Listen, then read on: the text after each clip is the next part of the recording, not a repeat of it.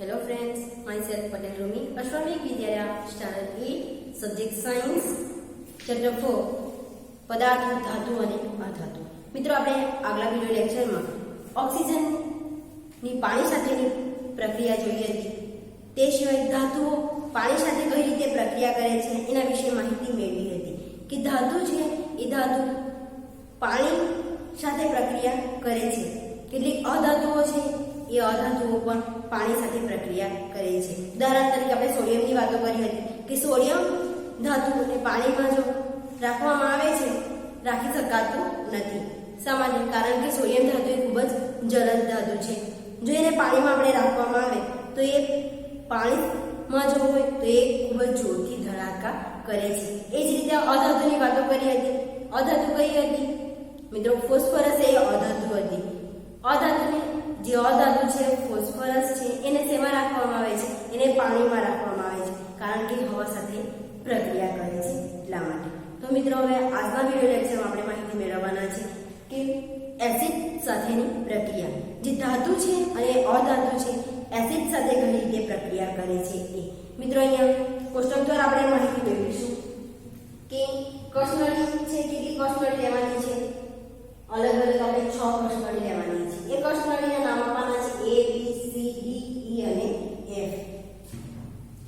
ધાતુ અને અધાતુ લેવાની છે કે મેગ્નેશિયમ છે અહીંયા ધાતુ છે, એલ્યુમિનિયમ ધાતુ છે, લોખંડનો બેર છે. મિત્રો લોખંડનો બેર છે પરંતુ લોખંડ એ ધાતુ છે. તાંબુ પાતળો લચીલો વાયર લેવાનો છે.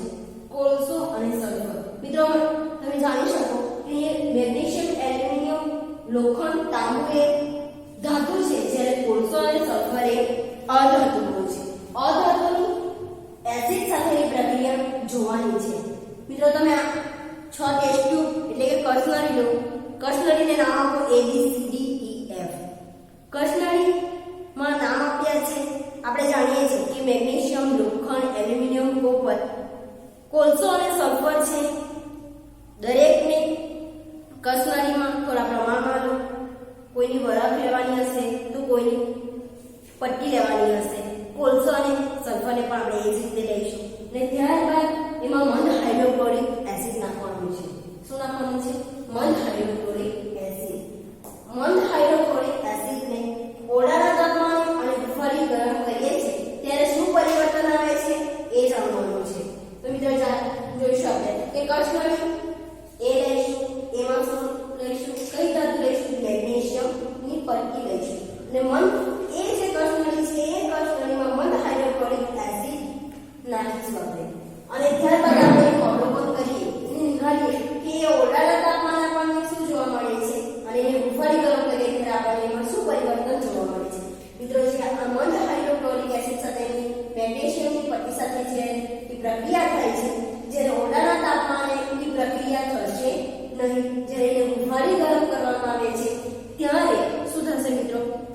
એસિડ સાથેની જ્યારે પ્રક્રિયા થાય છે ધાતુની ગરમ કરીએ ત્યારે ફરી ગરમ કરીએ ત્યારે પોપ જેવા અવાજો આવે છે. મિત્રો પોપ એટલે કે જે ધાણી ફૂટે છે અને આપણને જે અવાજ ફટફટ જે અવાજ સંભળાય છે એવો અવાજ સંભળાય છે. એટલે કે અહીંયા ઓરડાના તાપમાને અહીંયા પ્રક્રિયા થશે નહીં.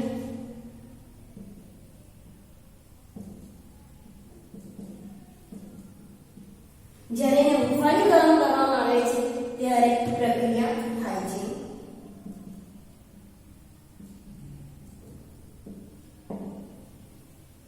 એ જ રીતે વાતો કરીએ મિત્રો એલ્યુમિનિયમ ધાતુની કે બી કસનળીમાં એલ્યુમિનિયમની વરાળ નાખી છે અને એ વરાળમાં મંદ હાઇડ્રોક્લોરિક એસિડ ઉમેર્યું છે. ઉમેર્યા બાદ આપણે જોઈશું કે ઓરડાના તાપમાને કોઈ પ્રક્રિયા થશે કે નહીં થશે અને ફરી ગરમ કરીએ ત્યારે કોઈ પ્રક્રિયા થાય છે કે ન થાય. મિત્રો આ છે એલ્યુમિનિયમની વરાળને મંદ હાઇડ્રોક્લોરિક એસિડમાં નાખે છે ત્યારે અહીંયા ઓરડાના તાપમાને અહીંયા પણ મેગ્નેશિયમની પટ્ટીના જેમ જ આપણને જોવા મળશે કે પ્રક્રિયા થશે નહીં.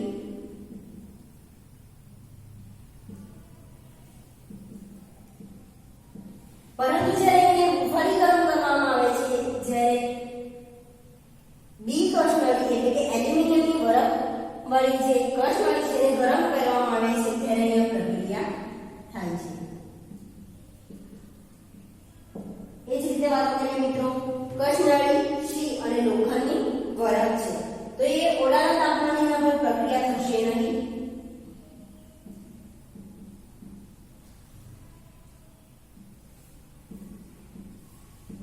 અને એનો હુંફાળી ગરમ કરીએ છીએ ત્યારે એમ પ્રક્રિયા થાય છે. એ જ રીતે મિત્રો ડી છે, તાંબુ છે, લચીલો પાતળો વાયર છે. મિત્રો આપણે જાણીએ છીએ તાંબુ છે, ધાતુ છે, પરંતુ મંદ હાઇડ્રોક્લોરિક સાથે જે ઓરડાના તાપમાને એની પ્રક્રિયા થશે નહીં.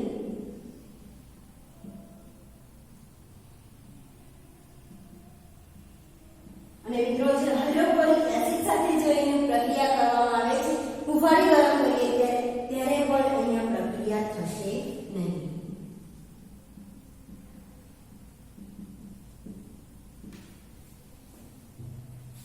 હવે મિત્રો વાતો કરીએ કોલસો અને સલ્ફર. એ કેવી ધાતુઓ છે? અધાતુઓ છે.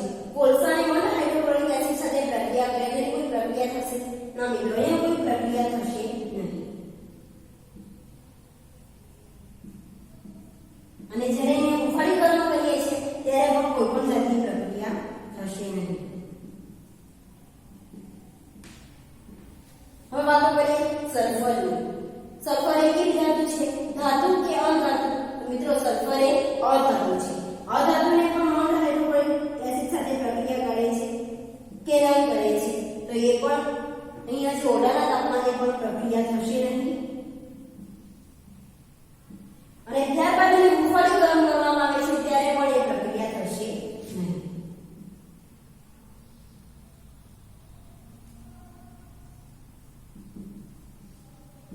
મિત્રો આપણે મંદ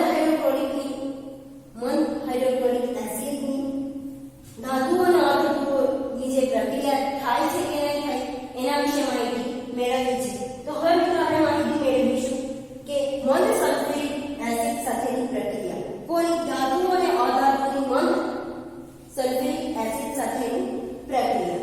તો મિત્રો જોઈએ આપણે કે કસનળી A અને B, A થી E સુધીની લેવાની છે કે એકમાં મેગ્નેશિયમની પટ્ટી, બીજામાં એલ્યુમિનિયમની વરાળ, થર્ડમાં લોખંડનો વેર, ફોર્થમાં તાંબુનો પાતળો લચીલો વાયર, કોલસો અને કોલસાનો ભૂકો અને સલ્ફરનો ભૂકો લેવાનો છે. અને એ જ રીતે આપણે જોવાનું છે કે મંદ સલ્ફ્યુરિક એસિડ નાખીએ છીએ તેની કોઈ પ્રક્રિયા થાય છે કે નહીં.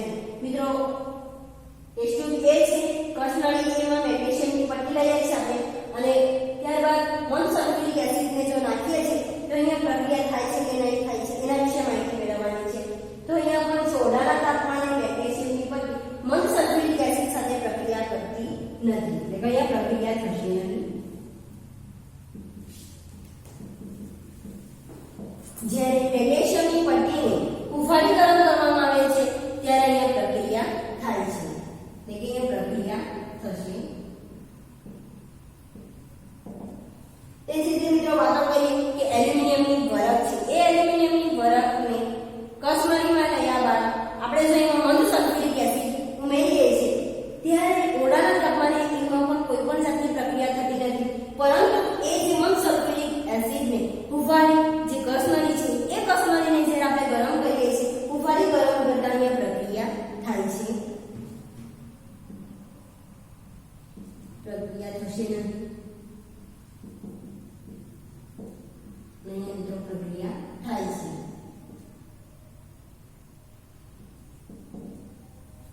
પ્રક્રિયા થશે થાય છે. હવે મિત્રો વાતો કરીએ કે લોખંડનો વેર છે. આપણે જાણીએ છીએ લોખંડની સંજ્ઞા શું છે? Fe ion. લોખંડ એ કેવી છે? ધાતુ કે અધાતુ? મિત્રો લોખંડ એ ધાતુ છે.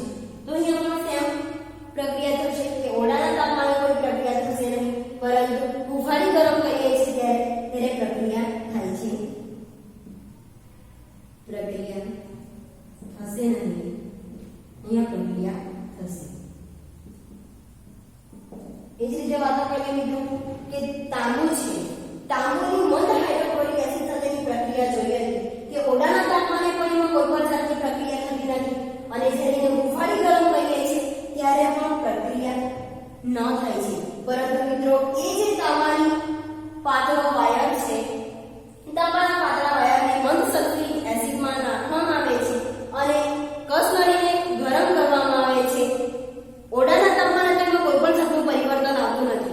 પરંતુ મંદ સલ્ફ્યુરિક એસિડને એ જે તાંબાનો કસનળી છે એ કસનળીમાં આપણે મંદ સલ્ફ્યુરિક એસિડ ઉમેરીએ છીએ અને મંદ સલ્ફ્યુરિક એસિડ ઉમેર્યા બાદ એને ફરી ગરમ કરવામાં આવે છે ત્યારે અહીંયા પ્રક્રિયા થાય છે એટલે કે અહીંયા પ્રક્રિયા થશે નહીં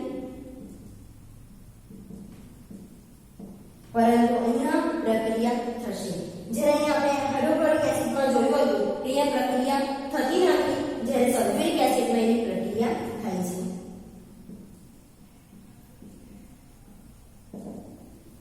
મિત્રો વાત કરીએ કોલસાને પણ મંદ સલ્ફ્યુરિક એસિડમાં કસનળીમાં લેવામાં આવે છે અને ઊંડાણ તાપમાને અને એને હુંફાળા ગરમ કરવામાં આવે છે ત્યારે એનું અવલોકન કરવામાં આવે છે ત્યારે પણ એની કોઈ પણ જાતની પ્રક્રિયા થતી નથી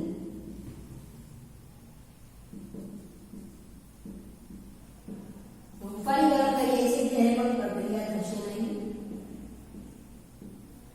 એ જ રીતે સલ્ફર છે મિત્રો આપણે જાણીએ છીએ કે સલ્ફર એ અધાતુ છે અધાતુ જે સલ્ફર છે એ સલ્ફરને મંદ સલ્ફ્યુરિક એસિડમાં લેવામાં આવે છે અને ઓરડાના તાપમાને અને હુંફાળી ગરમ કર્યા બાદ એનું અવલોકન કરવામાં આવે છે ઓરડાના તાપમાને પણ એમાં કોઈ પણ જાતની પ્રક્રિયા થતી નથી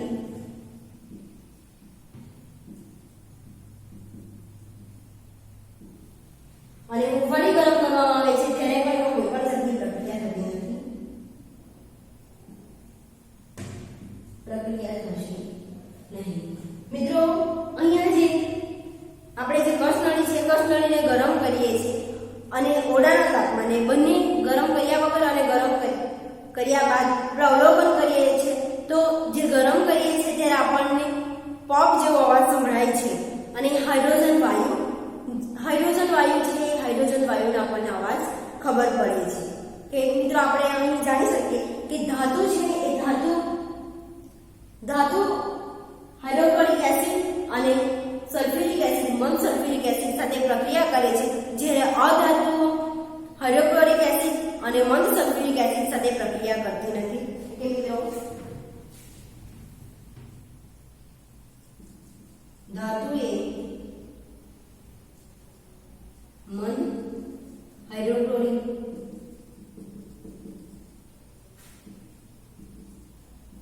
એસિડ અને મંદ સલ્ફ્યુરિક એસિડ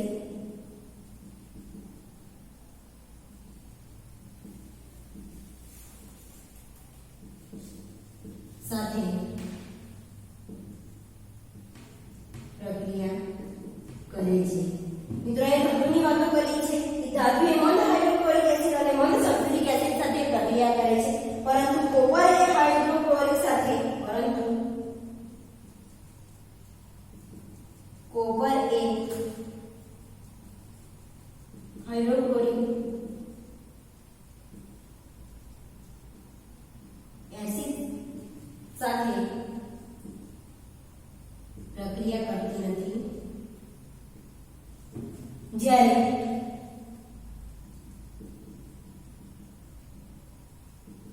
સલ્ફ્યુરિક એસિડ સાથે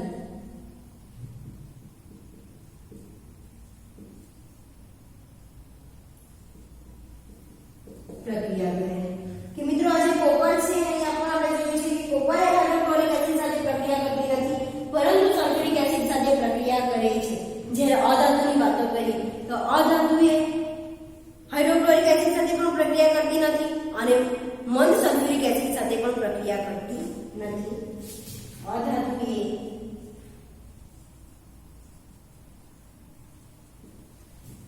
મંદ હાઇડ્રોક્લોરિક